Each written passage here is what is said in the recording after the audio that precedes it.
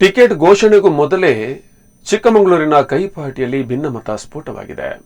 ಮೀಸಲು ವಿಧಾನಸಭಾ ಕ್ಷೇತ್ರದಲ್ಲಿ ಕಾಂಗ್ರೆಸ್ ಪಾರ್ಟಿಯಲ್ಲಿ ಟಿಕೆಟ್ ಫೈಟ್. ಒಂದೆಡೆ ಟಿಕೆಟ್ಗಾಗಿ ಲಾಬಿ ನಡೆಸುತ್ತಿರುವ ಆಕಾಂಕ್ಷಿಗಳು, ಮತ್ತೊಂದೆಡೆ ಕೈ ಮುಖಂಡರ ಭಿನ್ನಮತದ ಸಭೆ ನಡೆಯುತ್ತಿದೆ. ಮಾಜಿ ಸಚಿವೆ ಮೋಟಮ್ಮ ಹಾಗೂ ಪುತ್ರಿ ನಯನಾ ಮೋಟಮ್ಮ ವಿರುದ್ಧ ಬಂಡಾಯದ ಸಭೆ ನಡೆದಿದೆ. ಒಂದು ತಿಂಗಳ ಅಂತರದಲ್ಲಿ 5 ಸಭೆಗಳನ್ನು ನಡೆಸಿದ್ದಾರೆ ಕೈ ಮುಖಂಡರು. ನಯನಾ ಮೋಟಮ್ಮ ಹೊರತುಪಡಿಸಿ ಉಳಿದ ಆಕಾಂಕ್ಷಿಗಳು ಕೂಡ ಬಂಡಾಯದ ಸಭೆಯಲ್ಲಿ ಭಾಗಿಯಾಗಿದ್ದಾರೆ.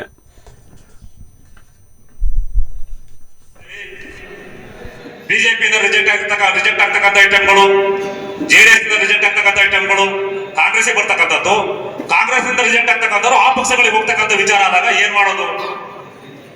ಇಂಥ ಸಂದರ್ಭಗಳು ಕೂಡ ರಾಜಕಾರಣದಲ್ಲಿ ಇದಾವೆ. ಇದಕ್ಕೆ ಉದಾಹರಣೆಯನ್ನು ಕೂಡ ನಾನು ನಿನ್ನೆ ಪಟ್ಟ ಹೇಳಿದ್ದೀನಿ. ಶ್ರೀಮತಿ ತಾರಾದೇವಿ ಅವರು ಎಂಪಿ ಆಗಿದ್ದಂತ ಕಾಲದಲ್ಲಿ ಚುನಾವಣೆ ನಡೆದಾಗ ಯಾರಿಗೂ ಗೊತ್ತಿರಲಿಲ್ಲ, ವೀರಪ್ಪ ಅವರು ರಾತ್ರಿ ಬಂದ್ಬಿಟ್ರು ಚಿಕ್ಕಮಗಳೂರು ಕ್ಷೇತ್ರಕ್ಕೆ.